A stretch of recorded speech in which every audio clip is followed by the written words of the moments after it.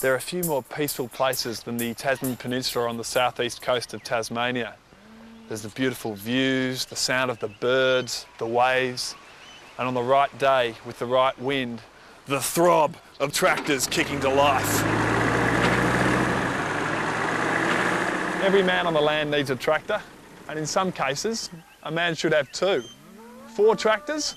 Well, I can see situations where 4 tractors are appropriate, but 87 tractors, that's just tractors for tractors' sake. I call it my sculpture. You know, you go and look at some funny thing that means nothing to me, but the tractor does. So an old rusty tractor on a farm to me is sculpture. Richard Briggs is a man of the Tasman Peninsula. More than 150 years ago, his ancestors were given their tickets of leave at Port Arthur. Today, he lives just 6 kilometres down the road, raising his family and his extended family of tractors. So when did the love affair with tractors begin? I think probably the day I was born. I went missing at 3 years old, and they couldn't find me. They searched all the water holes and things on the farm, and then they heard a spanner drop, and I was trying to pull our only engine we had on the place to pieces, and that was our lighting plant. And that probably was the love of machinery, and I've had it ever since. There you go, with the filter. Started the collection about 84, 85, because I had a family growing up, and I thought, well, they're not going to know what old tractors look like. So I decided I'd collect a couple to keep so they'd know what they were at later life, and then it's like all collections. It snowballs, and we're still collecting about 90 tractors later. When it comes to tractors, I only collect tractors up to 1960. I tell them, my children, if they want to collect any later ones, the next generation is going to have to collect after the 60s. We talk tractors here. We don't get a very good television reception, so a lot of times we watch videos on tractors, so it's just a family thing. And your wife doesn't mind them?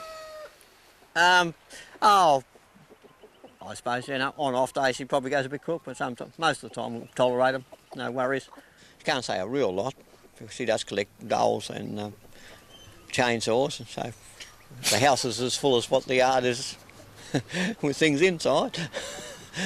My husband has to put up with the dolls, so I put up with the tractors. When he got to about 70 tractors, I said it'd be a good idea to stop now. And my husband said, oh, there's plenty more out there yet. I have painted some of the tractors, sign written some of the tractors, helped put them together.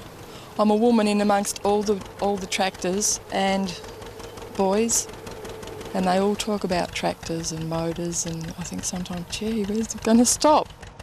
Do you reckon you've got a tractor for every letter of the alphabet? Oh, I reckon I'll go fairly close. A for Austin, B for Boland, C Case, Chamberlain, D David Brown. Can't even remember the alphabet's the problem. I was pretty sure that this man knew his tractors, but here at the government broadcaster we have to make absolutely sure. So we decided to play Blind Man's Tractor. Round you go. All right. OK, Richard, what do you reckon that one is?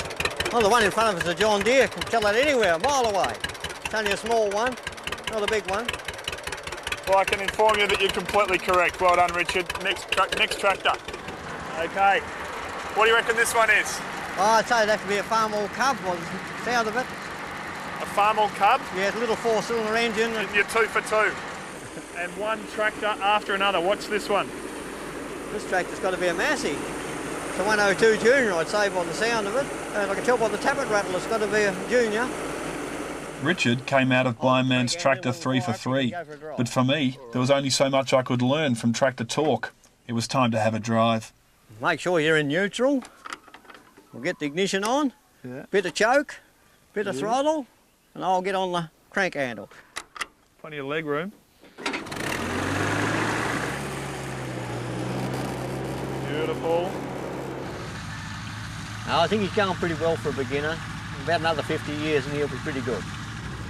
But clearly, 50 years is time I haven't got.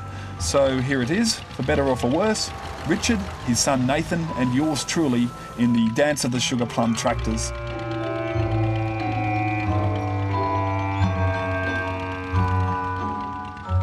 If everyone drove at speeds like that, there'd be no need for our next story.